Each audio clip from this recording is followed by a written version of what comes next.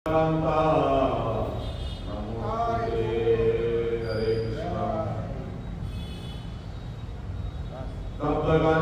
गौरांगी राधे वृंदावनेश्वरी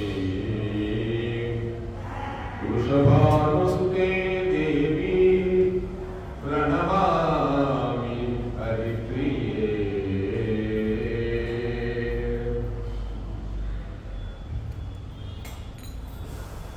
श्री अहोबिल लक्ष्मी नासम स्वामी गोविंदा गोविंद। श्री अहोबिल मालवला करोड़ा कानंजा मार्गवा योगानंदा चक्रवट पावन नवमूर्ति नासम स्वामी गोविंदा गोविंद। उग्रम वीरम महाविष्णुं ज्वलंतं सर्वतोमुखं नृसिंहं भीषणं भद्रं मृत्युं नमाम्यहम्। अयोध्या विवास दशरथ महाराज कुमार श्री रामचंद्र प्रभु जय हो सीता राम लक्ष्मण भरत शत्रुघ्न श्री आंजनेय स्वामी गोविंद गोविंद। श्रीदेवी भूदेवी श्रीनिवास गोविंद रमण वीरपड़वण वेंकटरमण गोविंद गोविंद। आपद वृत्तुलवण वड्डी कासुलवण श्रीनिवास गोविंद गोविंद। वसुदेवसुतं देवं कंसचाणूरमर्दनं देवकी परमानन्दं कृष्णं वन्दे जगद्गुरुं। नारायणं नमस्कृत्य नरं चैव नरोत्तमं देवीं सरस्वतीं व्यासं ततो जयमुदीरयेत्।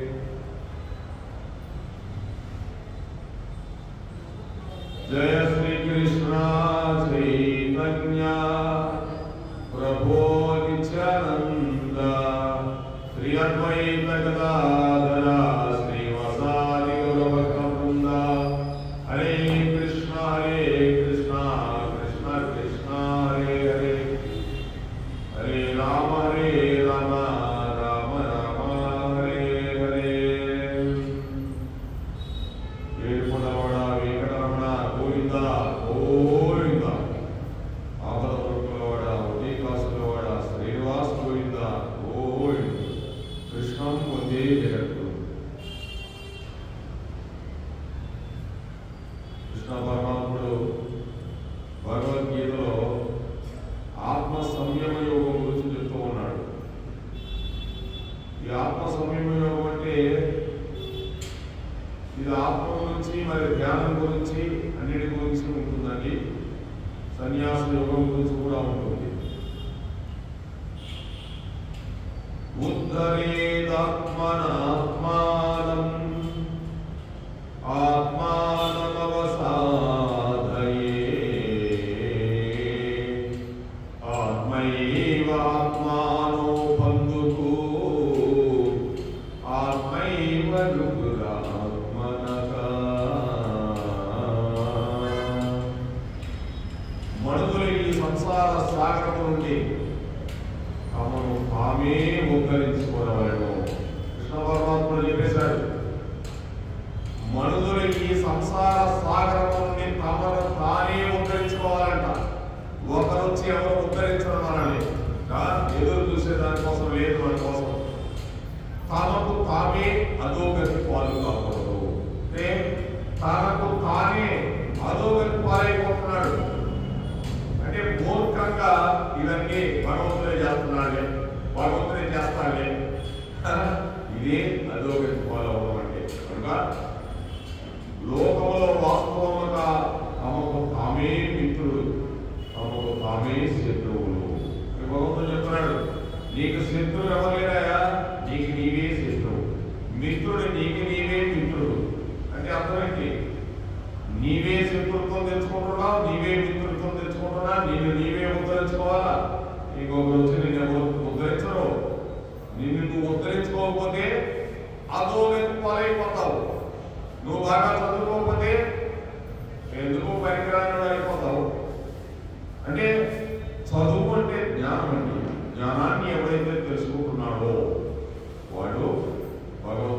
తెలుసుకొని ముందుకు పోతున్నాడు. కనుక ఎవరను వాళ్ళే ఉద్ధరించుకోవాలి. ఎవరే ఉద్ధరించుకోవాలి? ఒకరు ఉద్ధరించవు. నేను నీవే ఉద్ధరించుకో. నీవే శత్రువు, నీకు నీవే మిత్రుడు. శత్రువు ఎక్కడి నుంచి వస్తాడని నీ మాటలో నుంచి వస్తుంది. మిత్రుడు ఎక్కడి నుంచి వస్తాడని నీ మాటలో వస్తుంది. మిత్రుత్వం, శత్రుత్వం అని మిత్రుత్వం అని ఎక్కడన్నా ఉందా భూమి మీద?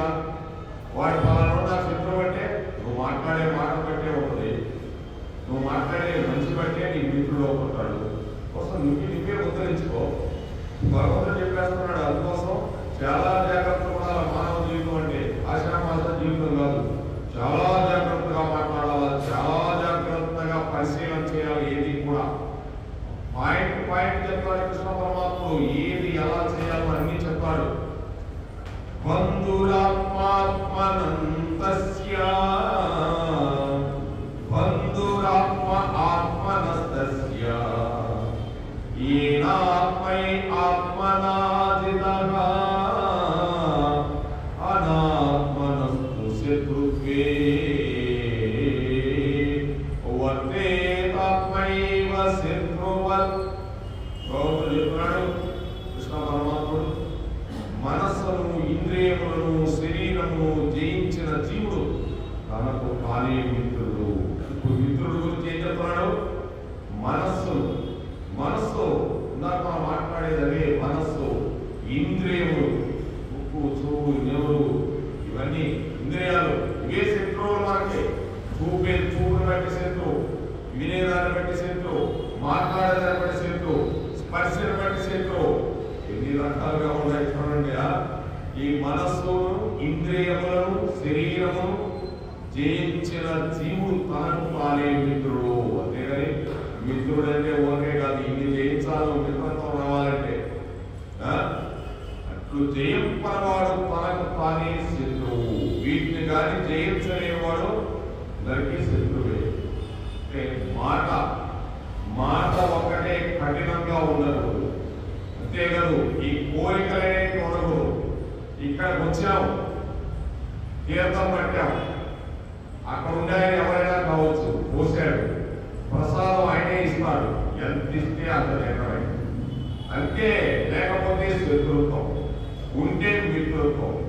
ఎక్కడే తెలిసిపోతుంది మనకి. కనుక మనం ఏం చేయాలో మనం ఆలోచన చేసుకోవాలా. వినటమే కాదండి, మనం చేసే పనిలో ఉంది. అసలు ఏది చేయాలో ఏది చేయకూడదు మీరే నిర్ణయించుకొని చెప్తున్నాడు భగవంతుడు. అట్లు చేయకున్నవాడు తనకు తానే శత్రువు, కోరికలు ఉన్నవాడు తనకు తానే శత్రువు అయిపోతున్నాడు అర్జున అని చెప్తున్నాడు భగవంతుడు. అనగా జితేంద్రియములకు మనస్సు, ఇంద్రియాలకు మనస్సు. జితేంద్రియం అంటే ఇంద్రియాలకి.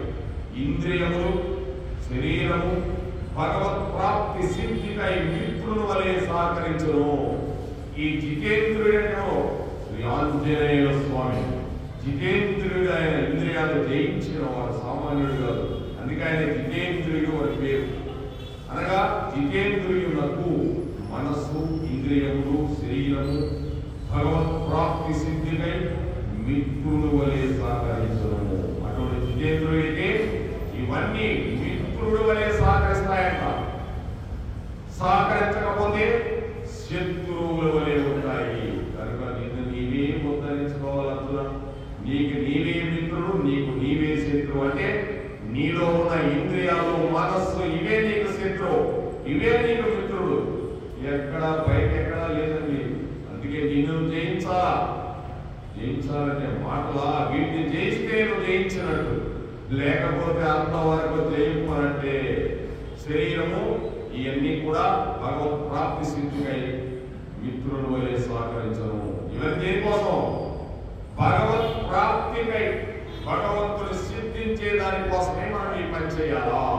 అది ఒకరు మెచ్చుకునే దానికోసం కాదండి. వాళ్ళు మెచ్చుకుంటే అంతా, మెచ్చుకోకపోతే వాళ్ళే మెచ్చుకోలేదు. ఎన్ని జన్మలు చూస్తున్నామో ఎవ్వరూ మెచ్చుకోవడం అవసరం లేదు. నీకు ఆ భగవత్ ప్రాప్తి సిద్ధికై నువ్వు చేయాలంటే ఆ యొక్క భావంతో నువ్వు చేయమని చెప్తున్నాడు. అట్లు కాక జితేంద్రియుడు కాని వారికి, ఇంద్రియాలు జయించిన వాడికి, జితేంద్రియుడికి ఇంద్రియాలు జయించిన వాడు అట్లు కాని వాడికి మనస్సు, ఇంద్రియములు, శరీరము శత్రువు వలె ప్రవర్తించి లక్ష్య సాధనకు అవరోధకములుగా నిలుచును.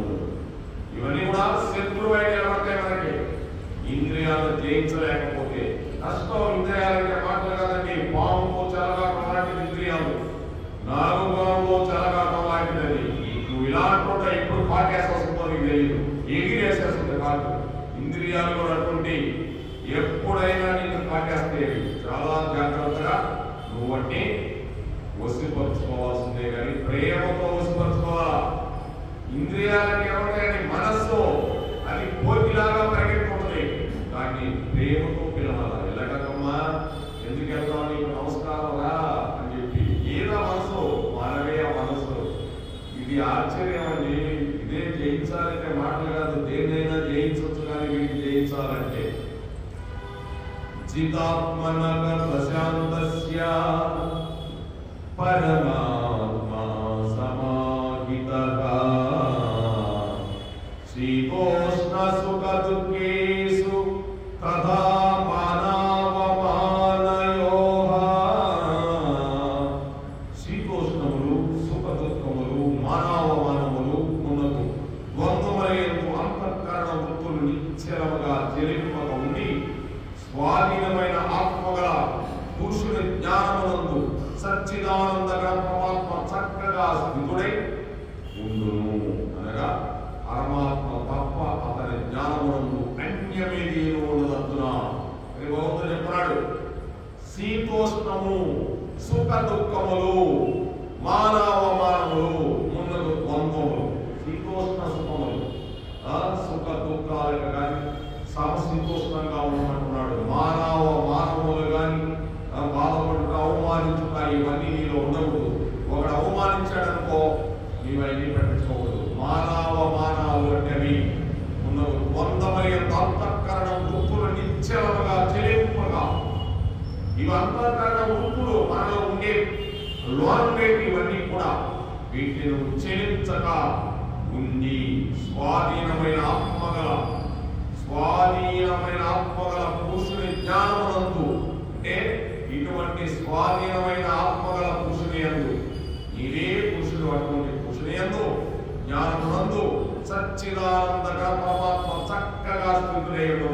అటువంటి వాడేందు ఆ పరమాత్మ అయిన సచ్చిదానంద స్వరూపుడైన సచ్చి ఆనంద స్వరూపుడు.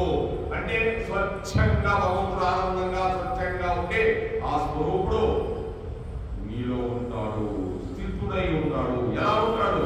అది నీలో ఉందంటే పరమాత్ముడు అక్కడ లేడు, నీలో ఉన్నాడు కానీ నేను తెలుసుకోవాలి. నేను తెలుసుకోవాలని జయించాలి. లేకపోతే ఎలా తెలుసుకుంటారండి? భగవంతుడు నాకు కనిపించలేదంటే ఇవన్నీ జయించకుండా ఎలా కనిపిస్తాడు? ఏ మాత్రం కనిపించదండి. ఎందుకంటే మనసు వెళ్ళిపోతుంది. కృష్ణుడు నేను చూస్తాం మనం. ఇక్కడ భాగవతం, ఇక్కడ నేను భజన చేస్తుంటాను, ఆఫీసులో నేను ఎక్కువ ఆలోచన చేస్తుంటే ఇక్కడ భగవంతుడు ఏం కనిపిస్తాడు? ఇంద్రియాలు, ఇవన్నీ కూడా ఇంద్రియాలు సమశీతోష్ణంగా ఉండాలి. కష్టమైన దుఃఖమైన సుఖమైన చెల్లించకుండా ఉండే మానవుడు ఎవడు ఉన్నాడో అటువంటి మానవుడు స్వాధీనమైన ఆత్మ, అటువంటి ఆత్మను స్వాధీనం చేసుకుంటాడు. అటువంటి స్వాధీనం గల పురుషుడు జ్ఞానమునందు ఎప్పుడు స్వాధీనం అయిపోయిందో ఆ జ్ఞానమునందు ఎవరు చూస్తున్నాడు? సచ్చిదానంద గణ స్వరూపుడైన పరమాత్మనే దర్శించుతున్నాడు, స్థితుడై ఉన్నాడు అని చెప్తూ పరమాత్మ తప్ప అన్య జ్ఞానమునందు అన్యమేదియూ ఉండదు. అతనికి పరమాత్ముడు తప్ప అన్య జ్ఞానము ఏది కూడా అతనిలో ఉండదు. పరమాత్మ తత్వంలో ఉంటాడు అని ఈ యొక్క భగవంతుడు చెప్తూ ఉన్నాడండి. మరి ఇటువంటి సాధించాలంటే చూడండి ఎన్ని అవగతాలు ఉన్నాయో ఇవన్నీ ఇంద్రియాలంటే. ఈ విధంగా భగవంతుడు చెప్తూ ఉన్నాడండి. కృష్ణం వందే జగత్తు. కృష్ణాయ గోవిందాయ నమః, వాసుదేవాయ నమః. భగవంతుడు ఏం చెప్తున్నాడు?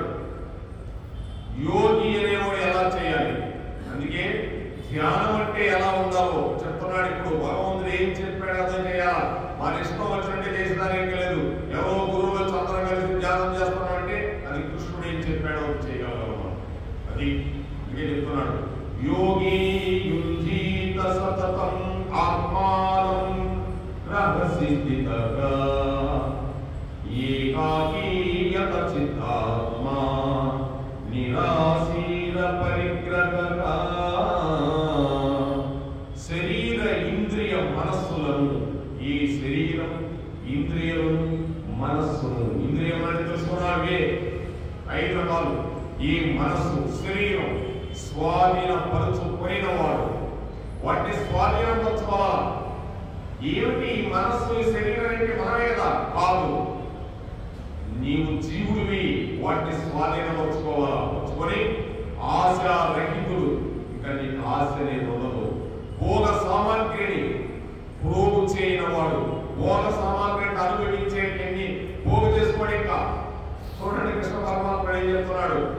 ప్రోగు చేయని వాడు అయిన యోగి ఒంటరిగా నిర్జల ఏకాంత ప్రదేశమునందు కూర్చుని ఆత్మను నిరంతరము పరమాత్మయందు లగ్నము చేయవలెను.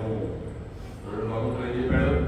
కోసం ఒంటరిగా కూర్చొని యోగి అయిన వాడు నిరంతరము ఏకాంత ప్రదేశమునందు ఆత్మను నిరంతరము పరమాత్మయందు లగ్నం చేయాలి.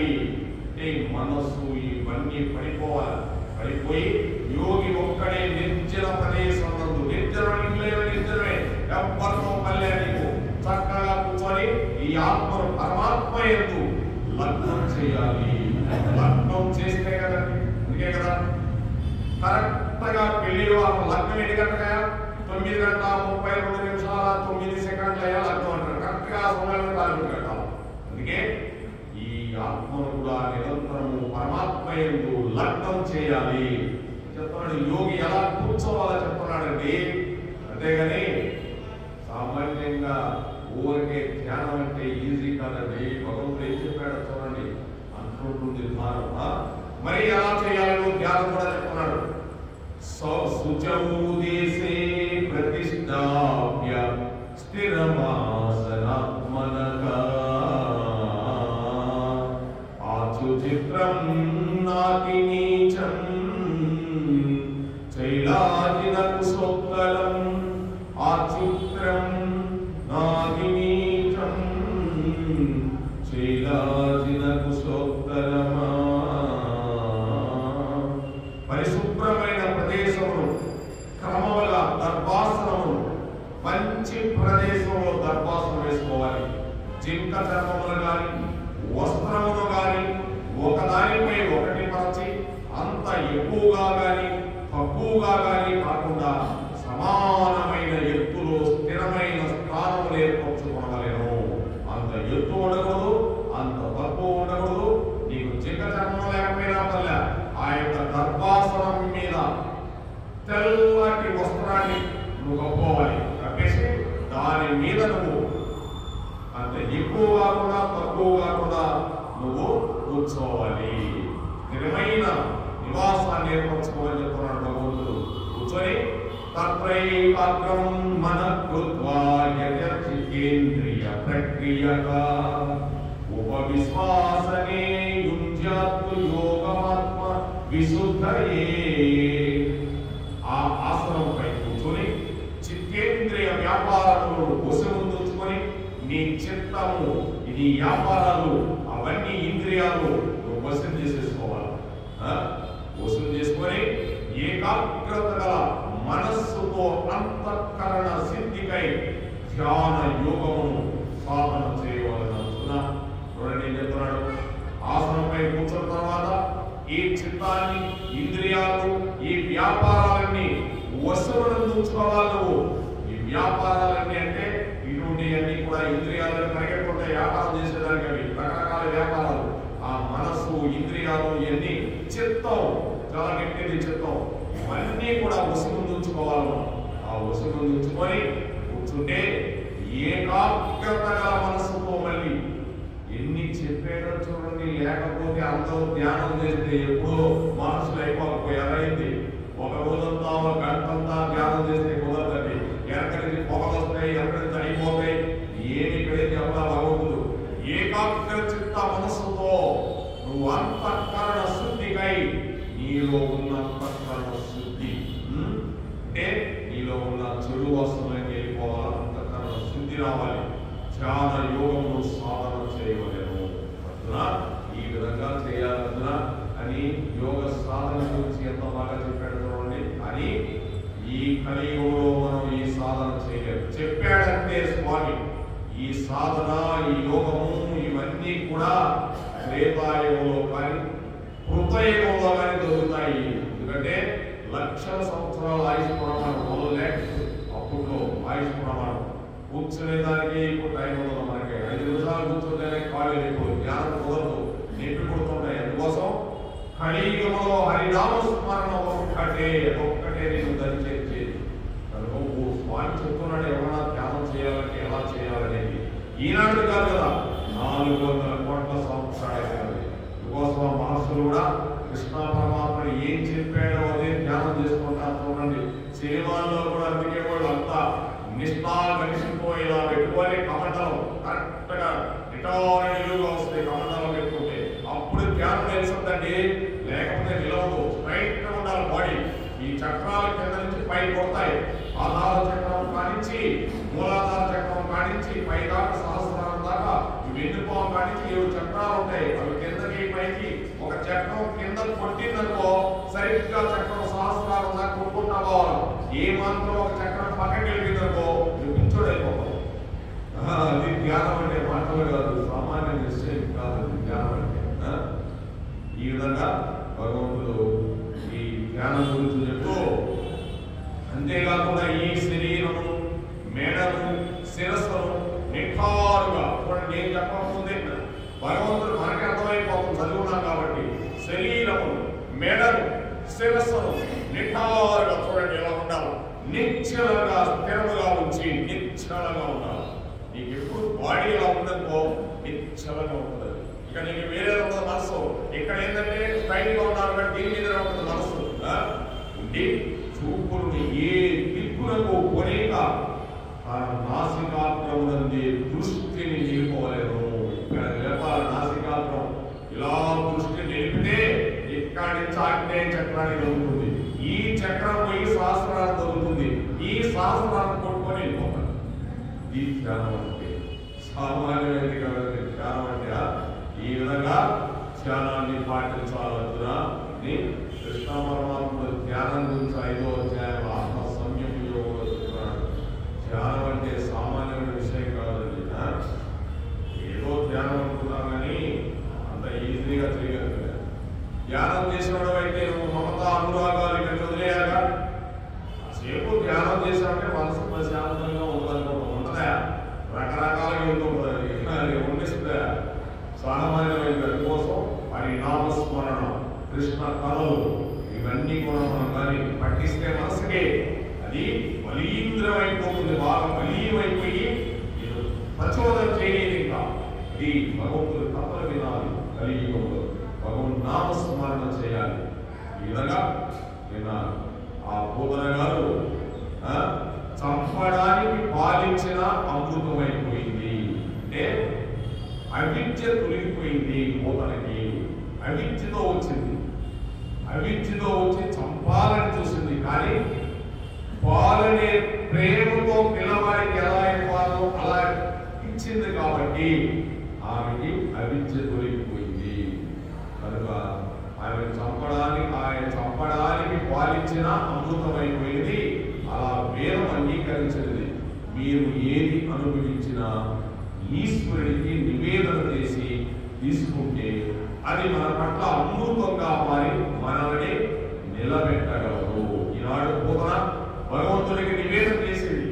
పాల రూపంలో ఏదైనా కానీ ఇచ్చింది కాబట్టి డైరెక్ట్ స్వామితో కాంట్రాక్ట్ ఉంది కాబట్టి ఆమె అవిద్య నుంచి తొలగిపోయి ఆమె భగవంతుడు ఇచ్చిన వరం అమృతమైపోయింది. ఆమె శరీరం అది భగవంతుడు అంటే కనుక మనం ఏదైనా సరే ఈశ్వరుడికి నివేదన చేసి మనం తీసుకుంటే మనల్ని నిలబెట్టగలదు. భక్తి మార్గంలో నిలబెట్టగలదు. మనస్సును దేహమును కూడా శౌచపరచగలదు. ప్రసాదం తీసుకుంటే ఈ మనస్సు దేహము శౌచం అంటే శౌచం చేస్తుందండి, పరిశుభ్రం చేస్తుందండి. ఎన్ని నీళ్ళు పోసుకుంటే పరిశుభ్రం అవుతుందండి. లోన పరిశుభ్రంగా కూడా బయట ఏమవుతుంది, మళ్ళీ గంట అయిన తర్వాత మళ్ళీ మట్టి. ఈ మట్టి ఎంతసేపు చేసినా మట్టి. లోన మనకి అంతర శుద్ధి కావాలి.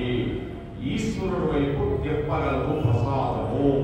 కావున ఈ రహస్యమును ఆవిష్కరించడమే పూతన సంహారములో ఉన్న పెద్ద ప్రయత్నము. ఇది పూతన సంహారం. ఇప్పుడు పూతన ఎంత గొప్పదైతే నిజంగా పాలలాగా తల్లిలాగా వచ్చి కృష్ణ పరమాత్మకి ఇచ్చింది కాబట్టి ఆమె అవిద్యమైంది. ఆమె శరీరం అమృత భాండారం అయిపోయింది. ఇది పూతన సంహారం. అంటే పూతన అందమైనదిగా వచ్చింది. ప్రపంచంలో అందమంతా తన యందే ఉన్నది. ప్రపంచంలో తనంత అంద వికారమైన వాడు ఎవ్వడూ లేడని అనుకునేవాడు ఉత్తర క్షణం జీవించలేదు. ఎవరైనా అనుకుంటాడండి? ఎవ్వడూ అనుకోలేదు. ఎంత అంద వికారంగా ఉన్నవాడైనా అద్దంలో తనకు తాను చూసుకుని అందంగా ఉన్నారనుకుంటాడు. ఎవ్వడైనా అనుకుంటాడండి? ఎవరైనా నా అందం చాలా బాగుంది అనుకుంటాడు. కనుక అందంగా లేకపోయి అనుకున్నాడు ఆ క్షణమే మరణించిపోతాడు. భగవంతుడు అలా ఇచ్చాడు. ఎవరి వాళ్ళకి అందాన్ని ఇచ్చాడు. ఎవరి రూపం వారికి అంత సంతోషకరం. ప్రకృతి వికారమైన శరీరము పైకి అందంగా ఉన్నట్టు ఉంటుంది. ప్రకృతి వికారమైన శరీరం ఇది.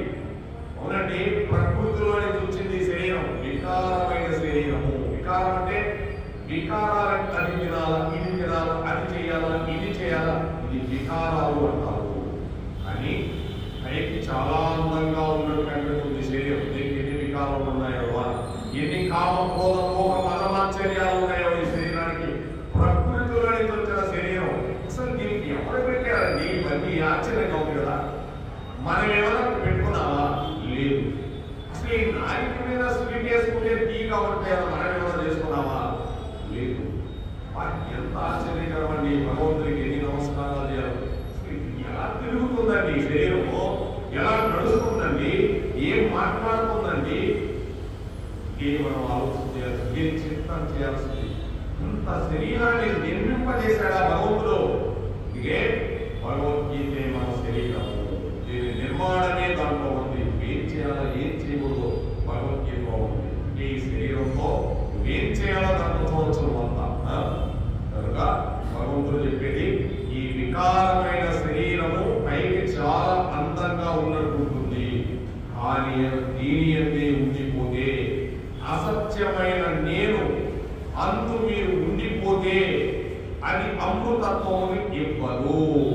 అంటే దీని అందే నేను ఉండిపోయాడనుకో, ఇదేంటిది? అసత్యం. ఇది సత్యమా? సత్యం కాదండి. ఇది అసత్యం. శరీరం వెళ్ళిపోతుంది. కానీ నేను అందు మీరు ఉండిపోతే, నేను గాని అందు గాని ఉండిపోతే అది అమృతత్వం ఇవ్వదు. అంటే అర్థమేంటి? ఇది నేది, ఇది నేను అని దీంట్లో ఉండిపోయారనుకో పద్దాక ఈ శరీరం గురించి, నీకు అమృతత్వం ఎప్పటికీ ఇవ్వదు, ఆనందాన్ని ఇవ్వదు. అసత్యమైన నేను సత్యమును తెలుసుకోవడానికి ప్రసాద బుద్ధితో భక్తి వైపు వెళ్ళినట్లయితే ఈ భక్తి ఒకనాడు జ్ఞానం అవుతుంది. చెప్తున్నాడు, అసత్యమైన నేను సత్యమును తెలుసుకోవడానికి. ఎక్కడున్నాడు సత్యం? అక్కడ లేడు, ఇక్కడ ఉన్నాడు సత్యం. నేను అసత్యము, సత్యం ఎక్కడ ఉంది?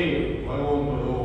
ప్రసాద బుద్ధితో భక్తి వైపు వెళ్ళినట్లయితే, ప్రసాదం అంటే ప్రసాదం కదండి, ప్రసాద బుద్ధితో ఆ భక్తి వైపు కానీ వెళ్ళినట్లయితే ఆ భక్తి ఒకనాడు నీకు జ్ఞానం అవుతుంది. అది భగవంతుడు చెప్పేది. కనుక జ్ఞానం ఎప్పుడు కలిగేది మనం చెప్పలేమండి. జ్ఞానం ఎప్పుడు కలిగేది చెప్పలేము. ఎప్పుడైనా కలగవచ్చు, ఏ క్షణమైనా కలగవచ్చు జ్ఞానం అనేది. మిమ్మల్ని మీరు సంస్కరించుకోవాలనుకుంటే ముందు భక్తినే ప్రారంభించాలి. భక్తితోనే ప్రారంభించాలండి. అది ఎప్పుడో జ్ఞానం అవుతుంది. ఆ భక్తి, ఆ భక్తే జ్ఞానం అవుతుంది.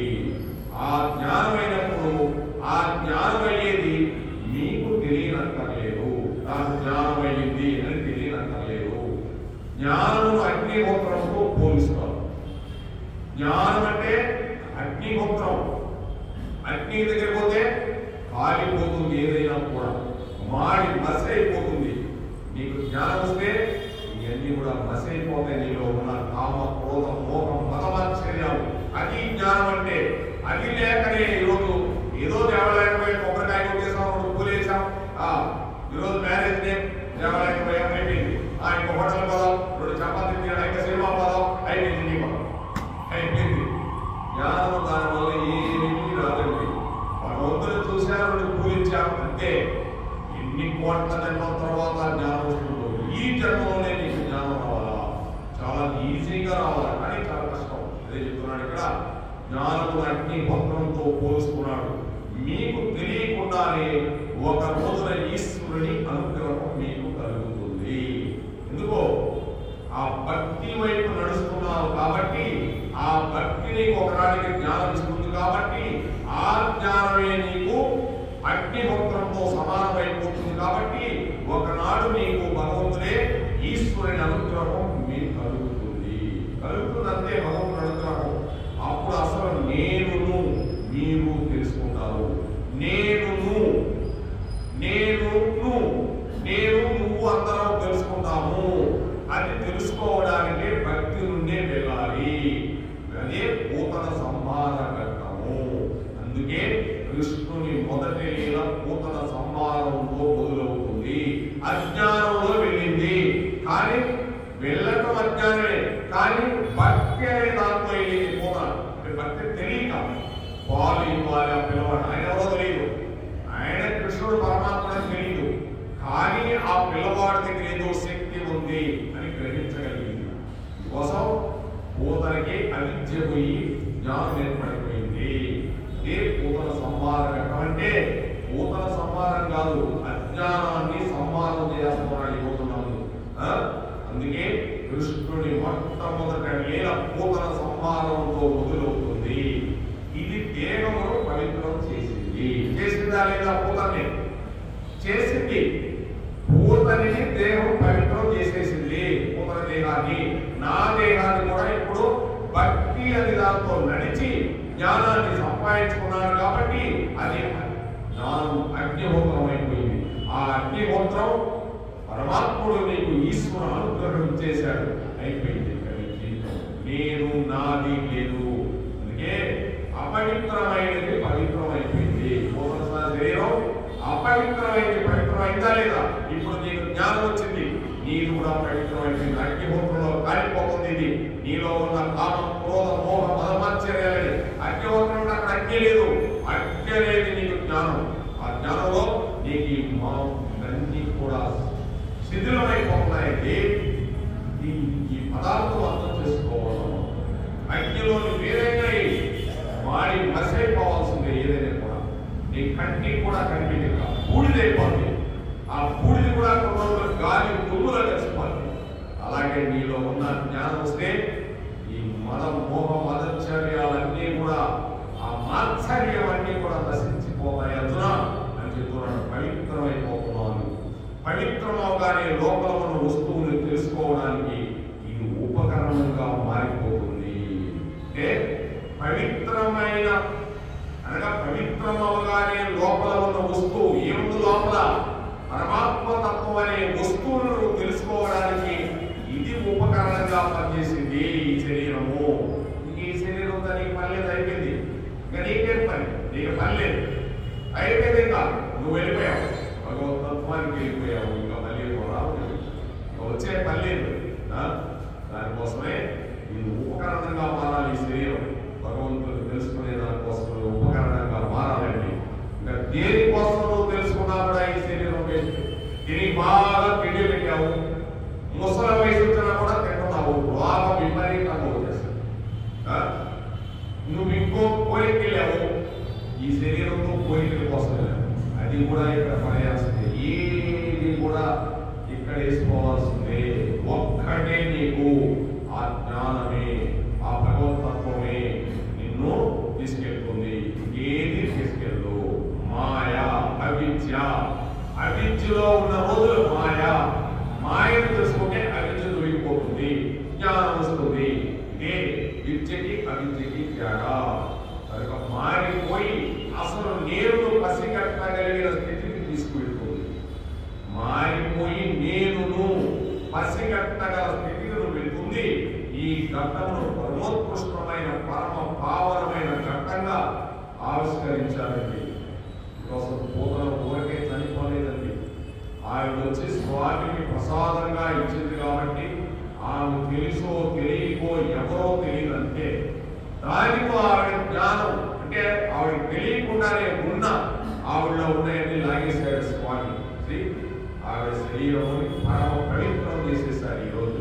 అలాగే నాలో ఉన్న ఈ అజ్ఞానాంధకారాన్ని పారద్రోలి పరమ పవిత్రాన్ని నాకై ఏం చేసుకోవాలంటే భగవంతుడు కథలు వినాలి. భగవంతుడు చేసింది ఏమేం చేశాడు, ఆయన భగవంతుడి లోకానికి వచ్చినప్పుడు లేదో ఇవన్నీ వింటూ జ్ఞానాన్ని పొందాలి. ఆ జ్ఞానం పొందాలంటే ఇంద్రియములు, మనస్సు, శరీరము ఇవన్నీ కూడా నువ్వు వసూలు చేసుకోవాలి. నీ చింత క్రాంతుడమై మనసును నిలబెట్టగలగాలి. అదే ఇందాక భగవద్గీతలో చెప్పింది. ఇదే పోతన చూడండి. భగవద్గీతకి దీనికి తేడా ఏమన్నా ఉందా? లేదు. 5వ అధ్యాయంలో మనం చదివిన అదే ఈ జ్ఞానమే ఆ జ్ఞానం.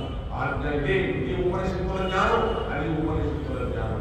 రెండు చూడండి ఎలా ఉన్నాయి. అలా ఉన్నది భగవద్గీత కానీ భాగవతం కానీ రెండు కోయిన్సైడ్ అయిపోతూ ఉంటాయి. అదొక రకమైంది, ఇదొక రకమైంది. చాలా ఆశ్చర్యంగా ఉంది. కథలాగా ఉంటుంది, అది కథలాగా ఉండదు. పొయ్యేకుండా ఇంత వారికి వెళ్ళిపోతూ ఉంటుంది. భగవద్గీత జ్ఞానం విపరీతమైన లోతుకి తీసుకెళ్తుంది. శకటాసుర సంహారము. ఈయన శకటాసురుడు అనే రాక్షసుడు. ఇదే మామూలుడు కాదు. ఇప్పుడు కంసుడి దగ్గర ఒకడైపోయాడు, ఇప్పుడు రెండో వాడు వస్తూ ఉన్నాడండి. ఇవన్నీ కూడా మన కోసం. ఇప్పుడు పోతన చేసింది మన కోసం. జ్ఞానం వస్తే నువ్వు కూడా పరిశుద్ధుడైపోతావు. జ్ఞానం రానంత వరకు నీకు వచ్చిందో జ్ఞానం ఆ నిమిషమే మారిపోతావు. నీ మాట తీరు మారుతుంది, నువ్వు మారుతావు, నీ నడవడిక మారుతుంది, ప్రతిదీ నీలో మార్పు కనిపిస్తుంది. ఎక్కడ చూసినా కూడా భగవంతుడు చూస్తూ ఉంటావు. అంటే ఈయన చాలా మారిపోయాడండి. మొన్నటిదాకా అటు ఇటు అంటున్నాడు. ఇప్పుడు ఏది చూసినా కూడా భగవంతుడి గురించి, ఎక్కడ చూసినా కూడా ఆయన ప్రేమతత్వంలో ఉన్నాడు అని అవసరం అనుకోడు.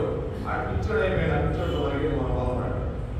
అంటే ఇదే పరమేశ్వరుని కూడా దక్షుడు అన్నాడు. ఉన్మత్తుడు అంటే మత్తుగా ఉంటాడు ఇప్పుడు అనే పదాలు చెప్పాడు ఆయనకి.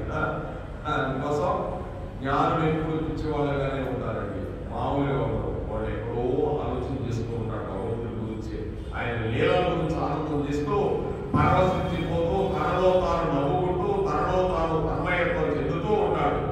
ఈ జ్ఞానం అంటే అలాంటి భగవతత్వాన్ని ఎప్పుడు మరణం చేసుకుంటున్నాడు. కృష్ణార్జునుడు కృష్ణుడు కాదు. ఒకటి చూసుకున్నాడంటే ఇంకా గోలుతో తిరగటం, ఆ పిల్లలతో తిరగటం, అవన్నీ కూడా ఆనందాన్ని పొందుతూ ఉంటారు. కోరలు కొట్టుకుంటున్నాడు కృష్ణుడు. ఇవన్నీ గెట్టేస్తున్నాడు, పొరుగుతో కట్టేస్తున్నాడు. అన్నీ నీకు ఆనందాన్ని ఇస్తూ ఉంటాయి. శకటాసుర సంహారం కృష్ణ లీలలన్నీ కూడా మనకు జీవితంలో చేయినిచ్చి పైకి ఎక్కించే లీలలు. మనల్ని చేయించి పైకి ఎక్కించే లీలలు చేయిస్తాయి. లీలలన్నీ కూడా చేయిస్తేనే కదండి పైకి లాగేది. రైల్వే స్టేషన్ లో దిగాము, పట్టాలు దిగాము, చిన్నగా పైకి ఎక్కాలా.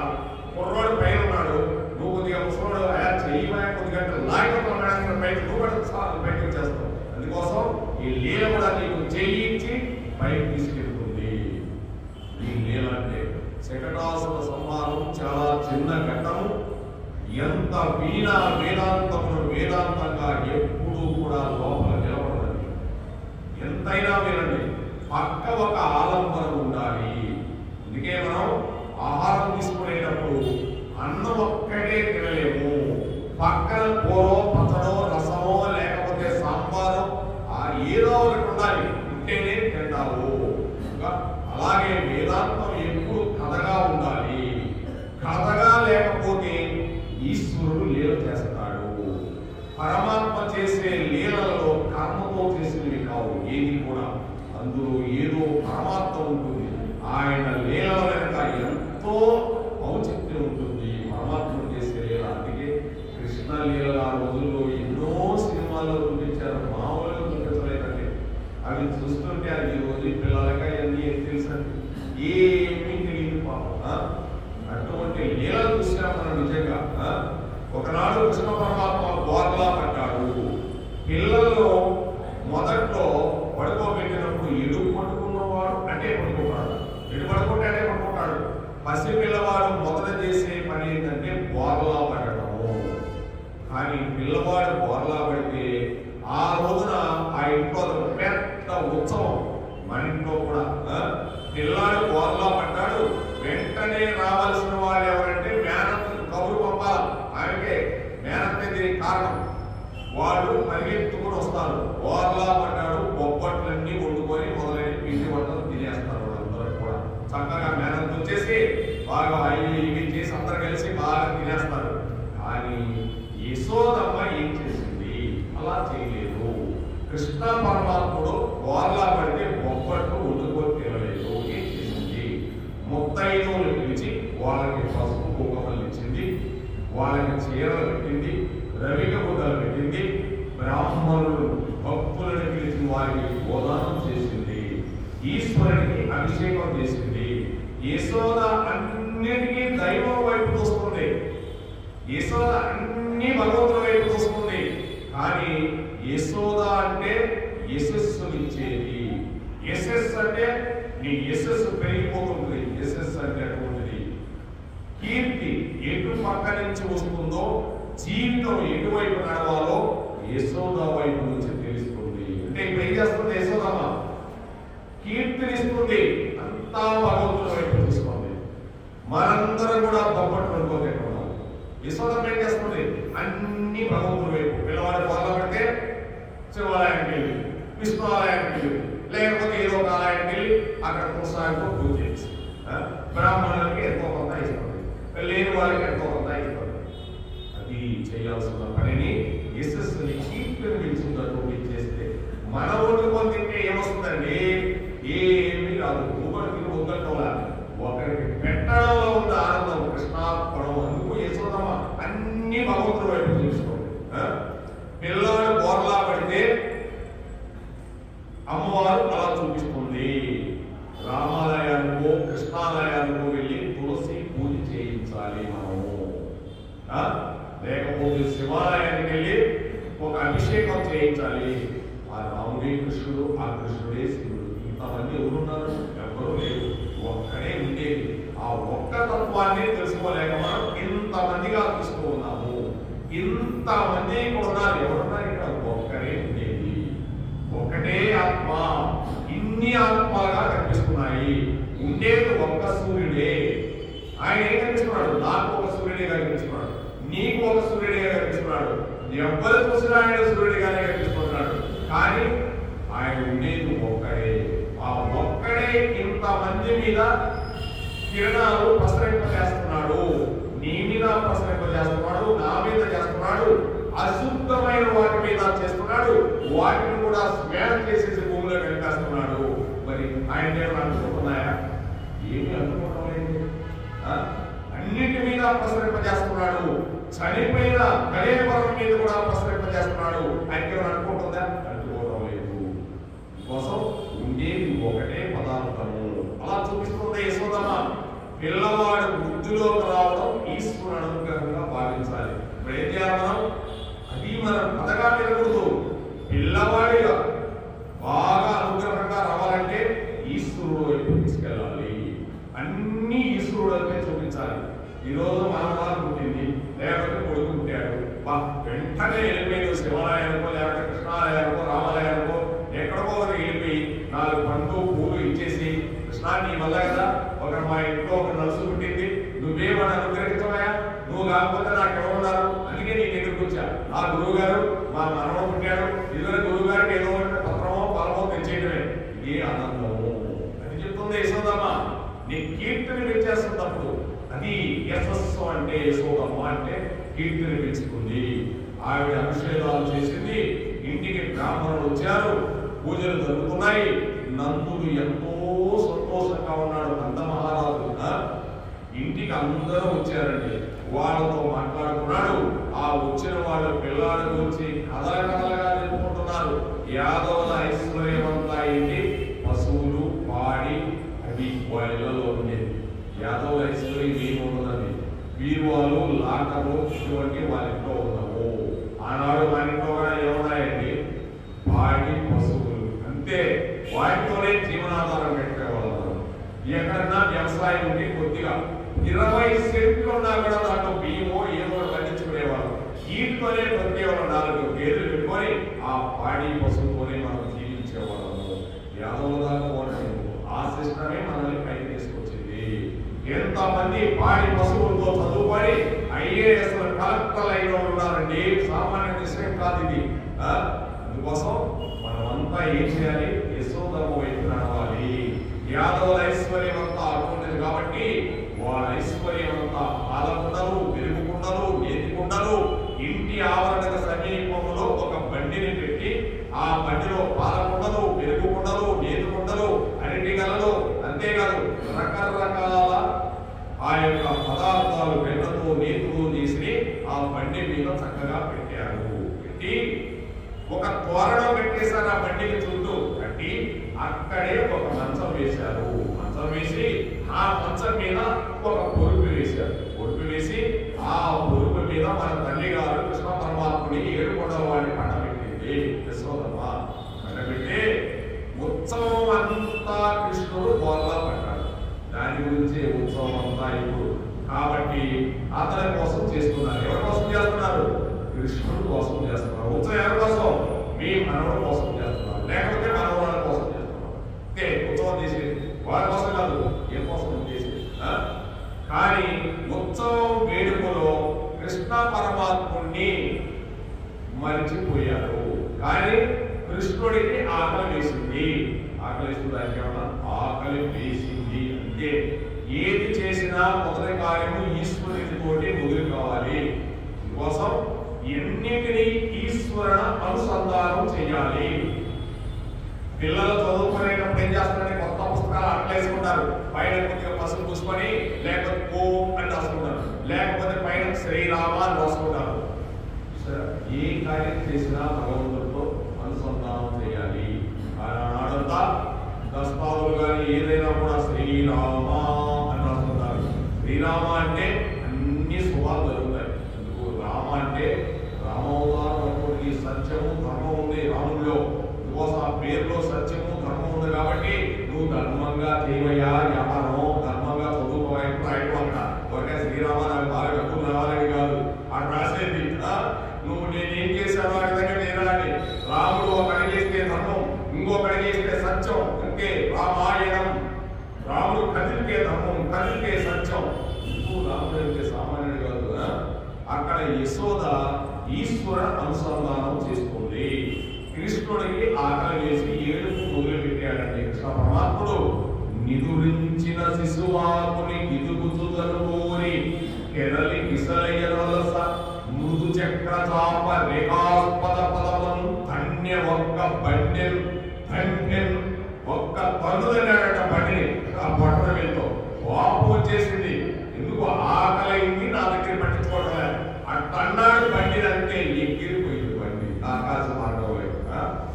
పడుకున్న పిల్లవాడికి కాళ్ళు ఎత్తడం తప్ప ఇంకేమీ రాదని. బాగా చూడండి, పిల్లలు పడుకొని వాడు ఏదో ఆడుకుంటున్నాడు, కాళ్ళకి ఆడుకుంటున్నాడు, ఎవరు లేకపోతే నోట్లో పెట్టుకుంటున్నాడు. ఆశ్చర్యకరం అండి భగవంతుడు. ఏలా ఆశ్చర్యకరమా! అందరూ ఆ పని చేసిన వాళ్ళే. ఆయన పక్కనే బండి ఉన్నది. అప్పటిదాకా నిద్రపోతున్నాడు. ఇప్పుడు ఆయనకి ఆకలి వేసింది. అమ్మ వచ్చి స్తన్యం ఇవ్వలేదు. అందుకని కోపం వచ్చేసింది.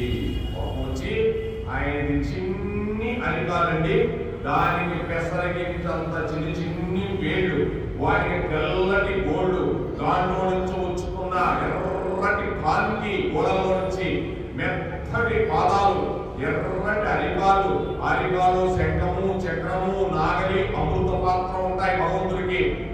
సామాన్యమైనది కాదు భగవంతుడు అంటే. ఎవరైనా పోయి నువ్వు భగవాన్ అంటే అయ్యా ఏది నీ కాళ్ళు? శంఖం ఉందా, చక్రం ఉందా, నాగలి ఉందా, అమృత పాత్ర ఉందా, అమృతం నీవైనా తాకుతానని అడుగు. అయ్యా నాకు అన్ని లేవు, గుర్తులేపించుకొని వస్తాయి అంటాడు. భగవంతుడు అంటే ఆయన ఒకటేనండి. ఇవి ఉండాలా భగవంతుడు అంటే? సామాన్య విషయం. శంకు, చక్రము, అమృత పాండారము, నాగలి అంటే సామాన్యమైన కాదు గుర్తులు అంటే. కనుక అమృత పాత్ర ఇవన్నీ చిహ్నములు స్వామి వారికి. ఆయన పాదాల్లో ఉంటాయి. అటువంటి కాలితో బండిని ఒక్క తన్ను తన్నాడు. అంటే శకటము హరితన్నినదవి ప్రకటంబై ఎగసియులు సువరమున కంఠం వికటముగ నేలంబడి అకటాని గోప బృందం ఆశ్చర్యపడెన్. అంటే ఇక్కడ కృష్ణ పరమాత్ముడు ఎందుకు తన్నాడు అంటే ఆయన మీద నన్ను మర్చిపోయి నా కోసం మీరు ఈ ఉత్సవం చేస్తా, మీ ఆనందంలో మీరు మునిగిపోతారా, నన్ను ఇక్కడ వదిలేస్తారా అంటే అర్థం ఏంటి? ఇక్కడ మీరు ఇంట్లో ఉన్నా కూడా మీ పిల్లవాడిని 1000 కళ్ళతో కనిపెట్టుకొని ఉండు అని భగవంతుడు చెప్తున్నాడు. వాడిని మర్చిపోవద్దు అని చెప్తున్నాడు భగవంతుడు. ఇక్కడేంటి? నన్ను మర్చిపోవద్దు, నేను ఇక్కడ భగవంతుడిని, నన్ను ఎలా మర్చిపోతావు? వాడికి తెలియదు కదా భగవంతుడే, కానీ నన్ను మర్చిపోవు అంటే ఎవరికి చెప్తున్నాడు? మనకి చెప్తున్నాడు. ఆనాడు యశోదమ్మకి తెలియదు, కానీ ఇప్పుడు మనకు తెలుసు. యశోదమ్మ తెలీదు, నాకు తెలుసు, నీకు తెలుసు, అందరికీ తెలుసు. కనుక భగవంతుని మర్చిపోవద్దు, ఏ పని చేస్తున్నా భగవంతుని మర్చిపోవద్దు అని చెప్పడం భగవంతుని ఇక్కడ. అందుకోసం ఈ భాగవతం వచ్చిందండి. అంతేగాని శకటాసుర సంహారం పండితారంటే పండితాలకు ఏదైనాడు తెలుసుకోవాలి. ఇక్కడ మనం భగవంతుడితో అనుసంధానం కావాలి ప్రతిదీ కూడా అని చెప్తూ ఉన్నాడు. ఈయన కాలు తగలగానే ఆ బండి ఆకాశంలోకి ఎగిరిపోయింది. దాని చక్రములు ఇరుసు అన్ని ధ్వంసమైపోయాయి. అక్కడ నుండి క్రింద పడిపోయి తుక్కు తుక్కు నీళ్ళైపోయినాయి. దీనిని చూసి అక్కడ ఉన్న గోపకాంతులు, యశోదమ్మ, నందుడు, పరుగు పరుగున ఉన్న పిల్లలు అందరూ కూడా వచ్చేశారు. ఆ సమయంలో పిల్లలందరూ కలిసి కృష్ణుడి దగ్గర చిన్న చిన్న పిల్లలు ఆడుకుంటున్నారు. అది ఒక పిల్లవాడు ఉన్నాడనుకో వీళ్ళ గురించి పెట్టుకోరు, ఆ పిల్లవాడి దగ్గరే ఉంటారు. వాళ్ళు నచ్చిందనుకో ఆ పిల్లలందరూ ఆ పిల్లల గురించి ఉంటారు, వాళ్ళంతా ఎక్కడో మాట్లాడుకుంటుంటారు. ఆ విధంగా ఈ పిల్లలందరూ చక్కగా కృష్ణుడితో ఆడుకుంటున్నారు. బండి ఎందుకు పైకి ఎగిరింది అని పిల్లలు అడిగారు. అవునండి, అసలు బండి ఎగరటువంటి మాట ఎందుకు ఎగిరింది అని అడిగితే వాళ్ళు కూడా కొని ఎత్తుతూ కాలిత్తిరదాకి ఎగిసెగాని శకటమే మూలము ఎగయలని అప్పాలుని కడనాడు చుంగి అలికిరి శిశువుల్. అప్పుడు వాడు మేము ఇక్కడే ఉన్నాము, పిల్లవాడే ఉంది, లేచాడు, ఆకలేస్తుందిలాగుంది, ఏడ్చాడు. యశోదమ్మకు వచ్చి చెబుదాం అనుకుంటున్నాము. కాలు కొద్దిగా అలా కదిపాడంటే ఆ కాలు తగిలి బండి ఎగిరిపోయింది అన్నారు. అప్పుడు ఆ వచ్చిన పెద్దవాళ్ళు అన్నారు, ఏమన్నా చిన్న పిల్లవాడు ఏడు ఎగిరితే బండి ఎగుస్తుందండి. నిజంగానే చెప్పారు వీళ్ళు పాపం. అందుకే చిన్న పిల్లవాడు అబద్ధాలు చెప్పండి, అబద్ధం ఎప్పుడు చెప్పరు. పక్కన వాడు పెన్సిల్ తీసుకుంటే ఇంటికి వచ్చిన తర్వాత మీ అమ్మకి చెప్తారని చెప్పబో అంటాడు. నిజంగా వచ్చి అమ్మయ్యా అమ్మయ్యా మరి అత్తమా వీడు పెన్సిల్ తీసుకున్నాడు ఇవ్వరా అంటే ఇవ్వనన్నాడు, మామ చెప్పుకో భయం లేదన్నాడంటే వాడు అంటాడు నీకు అబద్ధం అమ్మ వాడు చెప్పేదంటాడు. నిజంగా చెప్తాడు పాపం. పిల్లలు మాకు ఎవరు నమ్మరండి. అందుకే పెద్ద పెద్ద సన్యాసుల మాటలు కాదు నమ్మదు తొందరపడి. ఎందుకంటే ఈ సన్యాసం ఏం తెలిసిన అంటారు. బాగా డాపు డీప్ కావచ్చు, 1000 రూపాయలు పెట్టుకొని వచ్చాడనుకో ఆయన మాట్లాడేస్తారు, వాడు అబద్ధాలు చెప్తాడు. దీనికోసం వారు ఎక్కడ బండి ఎక్కడ అబో భాగంపై చెప్పడం ఎక్కడ కాలం తన్నుట యొక్క నేలపడుచుల్ అల్లాడిని చెట్టులకే లోకంబునైన చెప్పబడునే ఏ చందమోకాయం చాలా పెంచుతూ ప్రేడు ప్రేతలు ప్రభుతాచరులై అందరు వారు ఎక్కడ బండి ఎక్కడ అబో భాగంపై చేర్చడం అంటే అసలు పిల్లవాడిని చూస్తే చాలా చిన్నవాడయా, ఈ వారు ఎక్కడయా, అది చూస్తే బండి చాలా పెద్దది, ఆకాశానికి ఎగిరిపోయేలా బండిని కారిని తనడం ఏంటి అసలు చాలా ఆశ్చర్యంగా ఉంది. ఇట్టి కొట్టి చెప్పి మాటలు అంటే ఏంటి? ఇవన్నీ అబద్ధాలు అని పెద్దలు అనుకుంటున్నారు. పిల్లలు అలాగే మాట్లాడతారులే, వాళ్ళకేం తెలియదు అన్నట్టు ఏదో చెప్పేశారన్నారు. కానీ యథార్థములకు పిల్లలు చెప్పేది సత్యము. అప్పుడు అంటుంది యశోదమ్మ, అలసిటివి కదన్న ఆ కొంటివి కదన్న మంచి అన్న ఏపు మానుమన్న చండు గుడుగుమన్న సంతసపడుమన్న అనుచు చండు గుడిసి అర్పకునికి. అమ్మ చూడండి పిల్లవాడు ఏడుస్తుంది బాగా చెప్తుందో అప్పుడు యశోదమ్మ అంటుంది పిల్లవాడిని తీసుకొని సముదాయిస్తుంది. అంటే ఇప్పుడు యశోదమ్మగా చూడకూడదండి. యశోదమ్మగా చూడండి మన ఇంట్లో మనం చిన్నప్పుడు ఎలా ఉన్నామో మన అమ్మ గుర్తు రావాలా. అది భాగవతం చదువుతుంటే ఒక్కసారి మన అమ్మగారు గుర్తు రావాలండి. మనం తెలుసా తెలియదు అమ్మ ఏం చేసిందో మన కోసం. కరిగా చెప్తుంది, అయ్యో నాన్న ఆకలేసిందా, కుక్క బట్టి ఏడ్చావా, నా తండ్రివి కదే, నా కన్నయ్యవి కదే, నీ కాళ్ళు ఎంత పుట్టికాయ కదా నాన్న, అలసిపోయావా, నీ కాలు బండికి తగిలిందా, కాలేం పట్టలేదుగా అంటుంది. పిల్లవాడికి ఎన్ని చెప్తుందో సర్ది చెప్తుందని అంత అవసరం అండి. పిల్లలకి చెప్పాల్సిన అవసరమా? చెప్తుంది అమ్మలా. ఏడుస్తున్నావా నాన్న, నేను ఎక్కడో ఉండిపోయానా నాన్న, పాలు తాగు, నాదే తక్కువైపోయిందిరా. ఎన్ని చెప్పుకుంటుందో అమ్మ వాడికి ఏం తెలుసండి. ఇంకెప్పుడు నీకు పాలేకుండా ఎక్కడికి వెళ్ళరా అని పిల్లవాడిని ఎత్తుకుని పాలు చేసిందండి. ఇది అమ్మ హృదయం అంటే.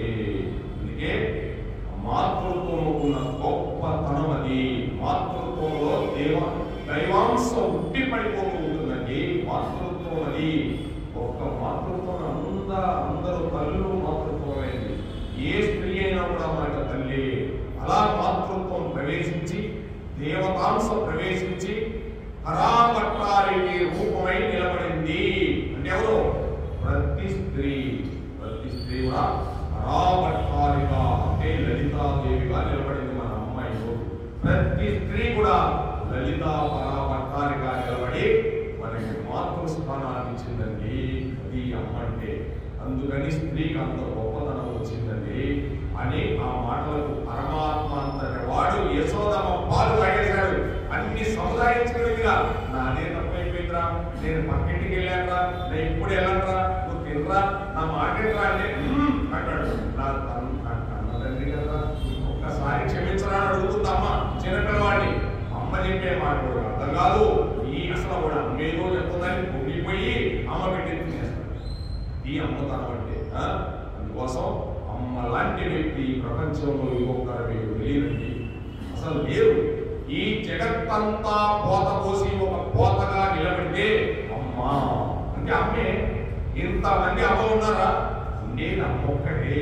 ఆ అమ్మలో నుంచే మనందరం వచ్చాము. అంటే ఈ ప్రకృతిలో నుంచే మనం వచ్చామండి. మళ్ళీ ఎక్కడికి వెళ్ళాలి? ఎనకుంటే పరమ పురుషుడైన పరమ పురుషుడిని చేరుకోవాలి. ఈ ప్రకృతిలోనే ఉంటే లాభంలే. ఈ ప్రకృతిలో ఉంటే ఇంకొక ప్రకృతిలో మళ్ళీ వస్తుంటాం. అక్కడికి వెళ్ళాలి. అందుకే పరమ పురుషుడు ఆయన, పరమాత్మ పురుషుడు కోసమే పురుషులలో ఉత్తమ పురుషుండు నీవే, జగమును పరిపాలించు జగదాత్మయులు నీవే. పురుషులు ఎవరు లేరు, ఉత్తమమైన వాడు నీ ఒక్కడే. జగదంతా పరిపాలించే జగదాత్మ అంతా నీవే. అంటే ఇదంతా ఆత్మరూపంలో ఆవరించిపోయి ఉన్నది. అందుకు జగదాత్మ అంటే జగమంతా ఆత్మరూపంలో ఉంది. ఇదంతా నీవు నేను అనే భేదం లేదు. సర్వ జీవులు కూడా భగవద్దంశే అని ఆయన అన్నమయ్య గారు పాడాడండి. మామూలుగా పాడలేదు అన్నమయ్య గారు, సామాన్యమైన వాడు కాదు. అలా భగవంతుడు చూడగలిగాడు ఆయన. ఈ విధంగా యశోదమ్మ ఒడిలో పడ్డు పెట్టుకునింది. అందుకే కదండి పిల్లవాడు కొద్దిగా కానీ వాడు కానీ కాస్త నడవడికి వచ్చిందనుకో పగలంతా నిద్రపోతాడు. 10 నెలలు 11 నెలలు వచ్చిందనుకో బాగా నిద్రపోతాడు. ఇక రాత్రులు 9 అయిన తర్వాత ఆట మొదలు పెట్టాడు. ఇక మొదలుపెట్టి అమ్మతో ఆడుతుంటాడు. అమ్మాయి మీద పడతాడు. అమ్మ యొక్క స్తన్యం మీద పడతాడు. పాలు తాగుతుంటాడు. మళ్ళీ అమ్మ మంగళసూత్రం తాగుతుంటాడు. అమ్మ పూలు తాగుతుంటాడు. అమ్మ చుట్టూ పిల్లవాడు కానీ ఏళ్లతో కానీ చుట్టూ పట్టుకుంటే మీరు వదలలేరండి. బాగా చూడండి. పట్టుకున్నాడంటే చుట్టూ లాగేస్తుంటాడు. చిన్నగా అమ్మ ఇలా తీసి చుట్టూ లాగే ఎంత అందంగా దూకుంటుందో మన అమ్మ. అటువంటి అమ్మ వాడు చుట్టూ పట్టుకోవాలి. లాగితే అలా పట్టుకోకూడదు నాన్న అని చెప్పి చిన్నగా తీసేస్తే ఇంకోటి పట్టుకుంటాడు. అమ్మ మంగళసూత్రం పట్టుకుంటాడు. ఇదే పని ఆడవాడికి. అమ్మతో పని. అమ్మ పైన పడతాడు, అమ్మ కింద పడతాడు. ఈయనేమో ఏమంటాడు వాళ్ళ వదలేదు మీ ఇద్దరు ఆట. నేను పొద్దున్న ఆఫీస్కి వెళ్ళదు 11 అయిపోయింది ఎదురైంది ఆట అంటాడు. మీ నాన్నగారు పొద్దున్న ఆఫీస్కి వెళ్ళాలరా, మనకి తిండి కావాలి, నిద్రపోవాలి కదా. మా నాన్న మన చూసారండి, తల్లి తెల్లవారులు నాడిస్తానే ఉంది. ఏమో కూడా కరెంట్ పక్కలో పోయి చేపెడతానేమో, అందుకోసం అమ్మ ఎప్పుడు నిద్రపోతాడు. చూసారండి, అమ్మ నిద్ర ఉండదండి. అందుకే అమ్మ అంటే అమ్మే. అమ్మ లాంటి వ్యక్తి జగత్తులో లేరని మనకి ఇక్కడ యశోదమ్మ చూపిస్తుందండి. కృష్ణుడు ప్రదర్శించిన లీల చాలా చిన్నదండి. దీనిలో ఉన్న అంతరార్థమును మనం బాగా గ్రహించేందుకు ప్రయత్నం చేయాలి. మనకు ఈ శరీరమును భగవంతుడు ఇచ్చాడు, అంటే భగవంతుడే ఇచ్చాడు ఈ శరీరం. కానీ మన కర్మానుసారం తెచ్చుకున్న శరీరం భగవంతుడు ఇస్తాడు. కానీ నా కర్మానుసారం తెచ్చుకున్న శరీరం అంటే ఇది. లేకపోతే నేను డబ్బుండే ఇంట్లో ఉండొచ్చుగా అంటే కొందరు అనుకుంటుంటారు పిల్లలుగానే, వాళ్ళ ఇంట్లో ఉంటుంటే నేను బాగా కారులు గీర్లు కొని హాయిగా తిరిగేవాడిగా. చేసుకున్న కర్మ అలా ఉంది. ఆ కర్మ పాసిన తగిలించుకొని ఆ ఇంట్లో వేశాడు. నీకు వాళ్ళకి బంధం ఉంది. ఇందుకోసం ఇవన్నీ మనం మాట్లాడకూడదండి. ఎవరి కర్మానుసారం ఎలా ఉండాలో అలా ఉండిపోతూ ఉంటారు. కనుక ఇక్కడ చెప్తున్నాడు, దీనిలో ఉన్న అంతర్ధానాన్ని మనం తెలుసుకోవాలి. శరీరము లోపల ఉన్న జీవుడు ఈ జన్మాంతరము మరొక శరీరంలో ప్రవేశిస్తాడు. నేనేం చేస్తాను, ఈ జీవుడు నేను, ఈ జీవుడు అంటే ఈ శరీరం నా వదిలేసేయండి. ఈ శరీరం పడిపోతానే మళ్ళీ జన్మాంతరం ఇంకో శరీరంలో ప్రవేశించేస్తాం. అంతే, ఇంకో శరీరంలోకి ప్రవేశించేసి ఈ శరీరము మనము నిర్మించుకునేది కాదు, మన తల్లిదండ్రులు నిర్మించుకునేది కాదు. అసలు అన్నింటినీ నావి నావి అంటాడు. అంటాడా లేదా? ఇది నా శరీరం అంటాడు. నావి ఉంటావు, ఏమన్నా ఉండవు. ఎవరు ఈ శరీరం నీదంటున్నావు, నీది కాదయా, ఇది వెళ్ళిపోతుంది, ఉద్దంతా వెళ్ళిపోతుంది. నాది నావి అని చూపించిన ఈ శరీరంలో ఏ ఒక్కటి తనది కాదు. ఏది నాకు కాదండి. చర్మము గాని, రక్తము గాని, మాంసము గాని, కొవ్వు గాని, శుక్ల గాని, మేర గాని ఏవి తనవు కావు. బాగా అర్థం చేసుకోవాలి. ఈ చర్మం ఏమన్నా నాదే, లేకపోతే రక్తం నాదే, మాంసం నాదే, ఎవరిదండి? కొవ్వు, శుక్లము, ఇన్ని పెట్టాడని భగవంతుడు నడిపిస్తున్నాడు. ఏమైనా ఉందా దీంట్లో? అసలు రక్త మాంసములతో కూడిన ఈ శరీరం, బొక్కలతో కూడిన శరీరం, దీన్ని నడిపిస్తున్నాడంటే చూడండి ఎంత సర్క్యులేషన్ జరుగుతుందో. దీంట్లో ఎన్ని అవయవాలు పెట్టాడు. అసలు మాంసంతో అవయవాలు పెట్టి దీన్ని నడిపిస్తున్నాడండి. ఎంత ఆశ్చర్యకరం. ఎందుకోసం కోటి కోటి నమస్కారాలు గోవిందా అన్నాడు అర్జునుడు. అసలు ఈ శరీరం ఇచ్చినందుకు, నేను చూస్తున్నందుకు, ముందు వెనక ఎటు చూసినా నీకు నమస్కారమే అన్నాడు. అసలు ఇటు చూసినా కనిపిస్తున్నాడు ఆయన. ఇటు చూస్తే నమస్కారం, ఇటు చూస్తే నమస్కారం అని. ఇటు చూసినా నమస్కారమే భగవంతుడు ఈ శరీరం ఇచ్చినందుకు. మేర గాని, శుక్ల గాని, ఊపిరితిత్తులు గాని, గుండె గాని దేనిని తాను తెచ్చుకోలేదు. నేను తెచ్చుకోలేదు, ఏది కూడా నేను తయారు చేసి తెచ్చుకోలేదండి. ఏది తాను తేకపోయినా ఈశ్వరుడు దీన్ని నిర్మాణం చేశాడు. అంటే చేసేశాడు. ఈశ్వరుడిచే ఇంత గొప్పగా నిర్మింపబడి ప్రసాదింపబడిన ఈ దేహం దేని కొరకు? అది మనం ఆలోచన చేయాల్సింది. దేని కొరకు? ఇది శకటము. శకటము అంటే బండి. ఇది కూడా శకటమే. ఈ శకటం అనగా బండి. అన్ని శరీరాలు కూడా శకటములే. మనే కాదు, ఏ శరీరం తిరుగుతున్నా శకటమే. అంటే బండిలాగా వెళ్తుందా లేదా? అది కూడా వెళ్తుంది. కుక్క కూడా 4 కాళ్ళకి వెళ్తుంది, పాము కూడా వెళ్తుంది, దానికి కూడా ఏది కూడా శకటమే. కానీ ప్రత్యేకించి మనుష్య శరీరము మహోత్కృష్టమైన శకటం. ఇది అన్నిటికంటే గొప్ప శకటం ఇది. ఈ బండిని ఎక్కి మనం తీరాన్ని చేరుకోవాలి, చేరాలంటే. కానీ మనం ఈ బండిని ఎక్కి తీరము చేరడం లేదు. ఎందువలన? దీనిని దేనికోసం ఉపయోగించాలో దానికోసం ఉపయోగిస్తే తీరం చేరుతాము. కానీ నేను లక్ష్యం వైపు వెళ్ళడం లేదు. ఈ మానవ శరీర శకటంలో కూర్చుని తాను పొందుతున్న సుఖములు ఈశ్వరుని అనుగ్రహమని తలంపడు. ఎన్నడూ తలంపడు. ఇది భగవంతుడిచ్చింది నాకని ఎవ్వడు కూడా రాదు. అది వస్తే చాలు, నువ్వు తీరాన్ని దాటిపోవాలి. అది భగవంతుడు చెప్పేది. నువ్వు తీరాన్ని దాటిపోవాలంటే ఈ తలంపు రావాలా. ఇవన్నీ నీవిచ్చావా స్వామి? దీంట్లో ఉన్న మధ్య శరీరము, కొవ్వు, రక్తము, మాంసము, ఊపిరితిత్తులు, గుండె, లివరు, హార్టు ఇచ్చావు స్వామి. ఎన్ని అవయవాలు పుట్టావు స్వామి? ఒక్క అవయవం పాడైపోతే 50 లక్షలు పెట్టి బాగు చేసుకున్నా భాగవతం లేదు, తెలియదు. 50 లక్షలు ఉన్నాయా మన దగ్గర? ఎక్కడి నుంచి వస్తాయండి? అందుకోసం ఇటువంటి కాస్ట్లీ అవయవాలు పెట్టారండి భగవంతుడు. ఎవ్వరికి చేతికి దొరకని అవయవాలు ఇచ్చాడు మనకి.